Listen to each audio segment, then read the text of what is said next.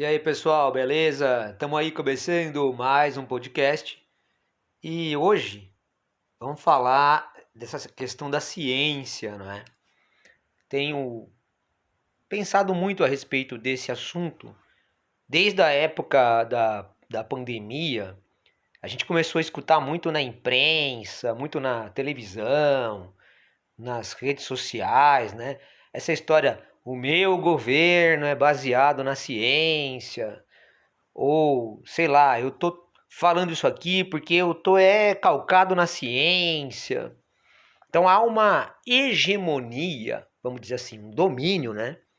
Dessa palavra ciência como a legitimadora de praticamente todas as ações, né, que são consideradas as corretas no mundo do século XXI e também do século XX e também em grande parte o mundo do século XIX.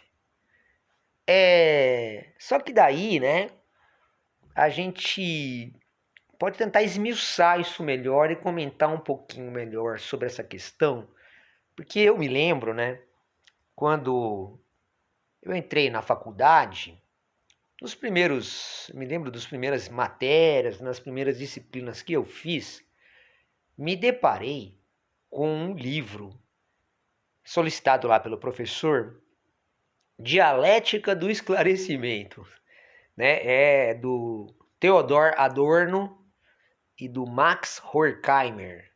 Não são integrantes daquela escola de Frankfurt, aqueles caras que, né, trabalhavam na Alemanha e diante da chegada dos nazistas ao poder nos anos 30, como eram todos judeus e marxistas, realmente não puderam ficar por lá e logo emigraram, acho que inicialmente para a Suíça, né, e depois eles foram para os Estados Unidos. Acredito que a maioria deles foi para a Universidade de Columbia, em Nova York, e lá continuaram os seus estudos e testemunharam, né, tudo que foi o Holocausto, a Segunda Guerra Mundial lá no exílio.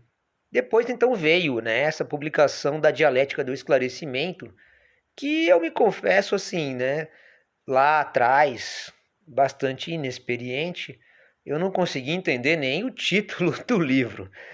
Bem difícil a leitura, né? Hoje em dia seria mais fácil entender, né, Dialética do Esclarecimento como alguma coisa próxima de as contradições do iluminismo.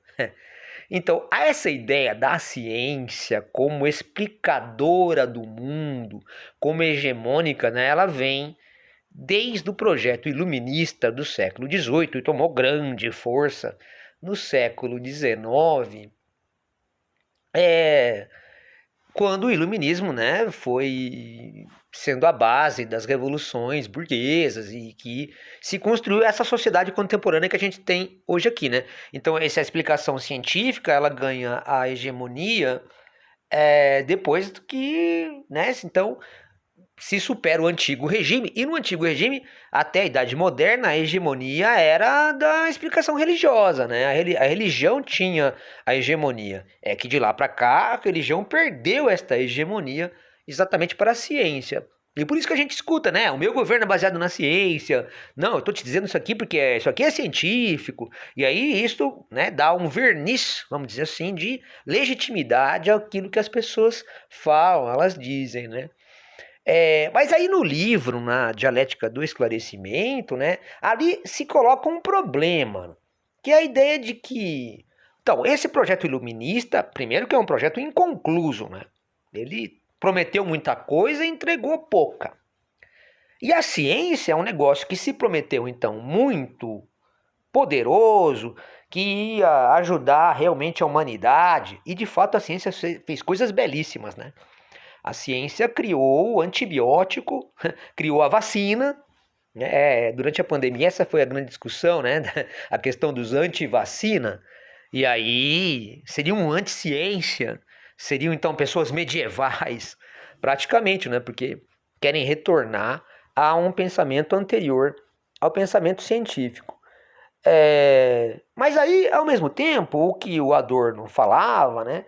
é que assim, bom, a mesma mão que ele me deu a vacina, que me deu um antibiótico, que me deu a possibilidade de conversar aqui com você, né, por meio da internet e dos meios eletrônicos, é a mesma que criou os campos de concentração, né? O gás matou milhões de pessoas, o Holocausto, a bomba atômica matou não sei quantos ali em Hiroshima e Nagasaki e cria armamentos que matam pessoas. Portanto, há uma contradição, né, nesse projeto, porque algo que pode parecer bom, de um outro lado, pode ser muito ruim. Então, temos que ver como que a gente lida com isso, né?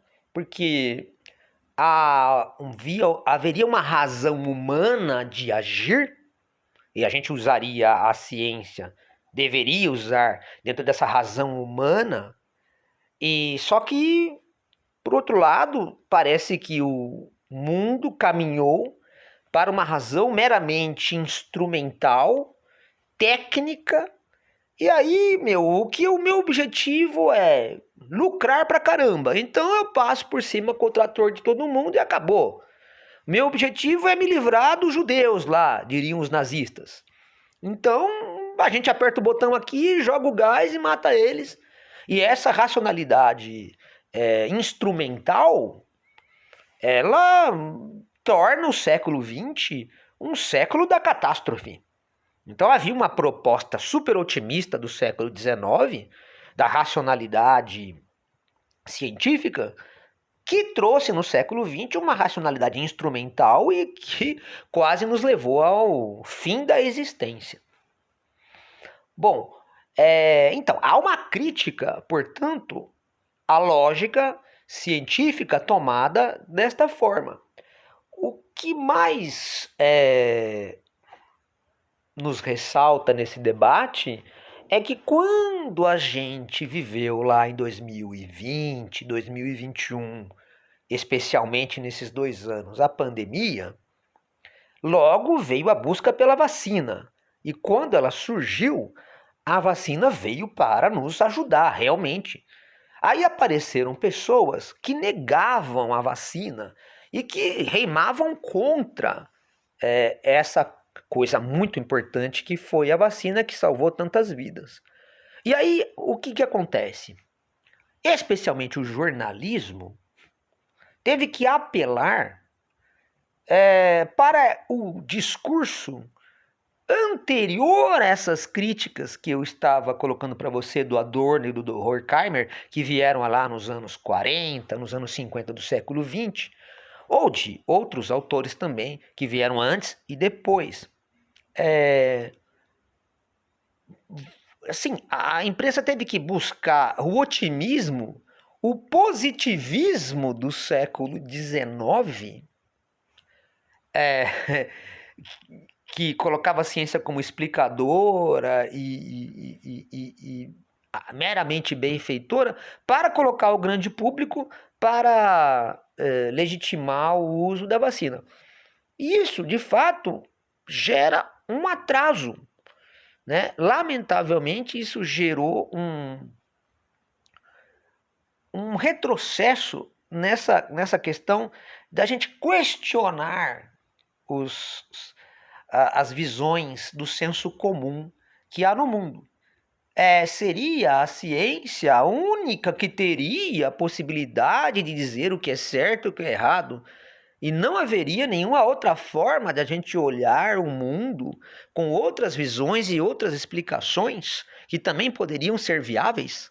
Quer dizer, o antivacina, essas coisas todas atrasaram esse debate, que já estava sendo feito pelo menos aí há 60, 70 anos, dentro da filosofia e da ciência e do campo racional, né, da academia em geral.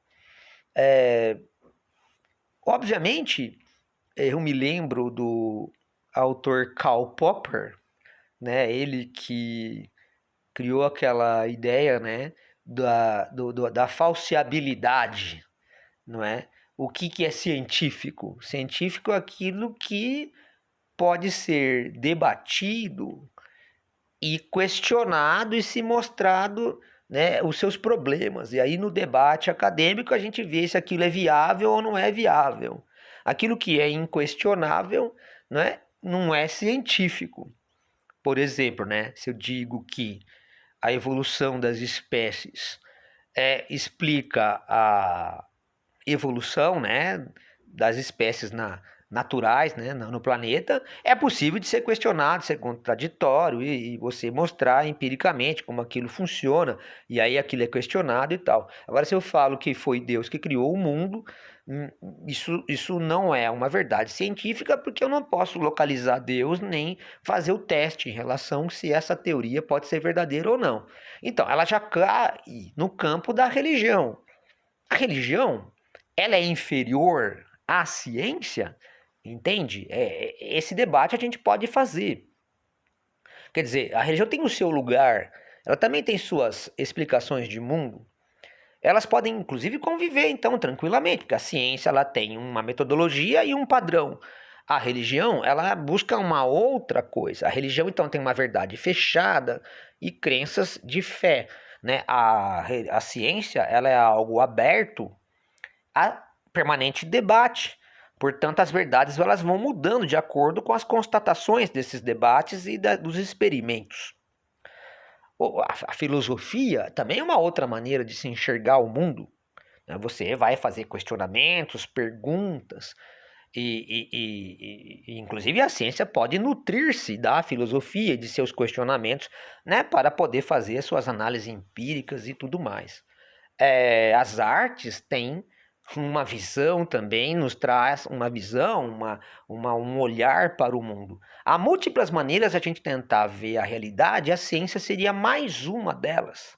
Porém, a gente sabe, né, que ela detém a hegemonia hoje no nosso mundo, mas ela deve concorrer e conviver harmonicamente com essas outras visões. Lamentavelmente, o período que a gente viveu de 2021, de fato, trouxe um retrocesso a esse debate.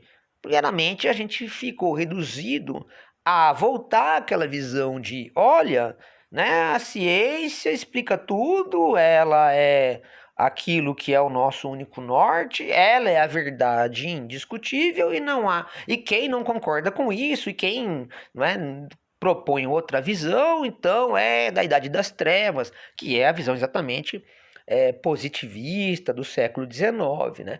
Por exemplo, nas ciências sociais, houve o Comte, não é? No começo do século XIX, o Durkheim, né? No final do século XIX, no começo do século XX, que tentaram, inclusive, fazer da sociologia praticamente, né, de maneira positivista, o que é o positivismo, né? Essa ideia de que você pega essas metodologias de ciências naturais e aplica para entender a sociedade, né? Se criam as tais das ciências humanas, mas utilizando as metodologias das ciências naturais, o que gerou, inclusive na sociologia, um certo atraso, né?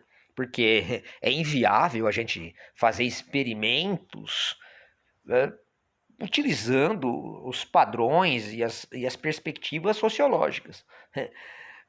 Achar que o BBB, né, é um experimento sociológico fica complicado, né? Que antes de tudo é uma experiência, poderia ser uma experiência da psicologia, talvez, mas evidentemente é uma experiência meramente mercadológica e da indústria cultural, né? Retomando um conceito do Adorno, filósofo que eu citei aqui no começo dessa nossa conversa. É claro que nós aqui nesse momento não estamos relativizando, porque a ciência ela é mais uma explicação e que temos que concordar que, olha, mas a religião diz uma outra coisa, então é meio a meio. Não é isso que eu estou falando, né? Dependendo da situação, se encaixa a ideia de que a vacina ela é importante para a gente combater uma série de doenças. Bom, isso é uma realidade. Mas há em outros aspectos, outros momentos que a gente não está preocupado com isso, né? Imagina que você vai comparecer a um funeral e aí você vai chegar e começar a falar, não, olha, morreu, acabou, a consciência dessa pessoa nem existe mais, vocês estão bobos aí de ficar fazendo velar o corpo e tal. Veja só o absurdo que seria uma situação dessa, né? Porque nesse momento a gente está preocupado com outras visões, filosóficas, talvez, religiosas, com certeza, né? E então as coisas vão se encaixando de acordo com as circunstâncias. É claro que a ciência detém, como eu disse, a hegemonia, mas em outros momentos outras visões são possíveis. É muito interessante a Igreja Católica, né? Que especialmente a partir de suas reformas, nos anos 60, né, Concílio Vaticano II e tal, absorveu muito bem essa ideia, e aí o católico de lá para cá ficou muito claro isso, né, de que ele consegue conviver tranquilamente com sua fé e ao mesmo tempo aceitar todos os padrões científicos. E essas coisas podem conviver e caminhar tranquilamente, uma ao lado da outra, harmonicamente ou quase harmonicamente. Bom, esse mais ou menos é o debate que eu quis propor aqui no dia de hoje. Espero que você tenha gostado e tenha pensado alguma coisa. Valeu, um abraço e tamo junto!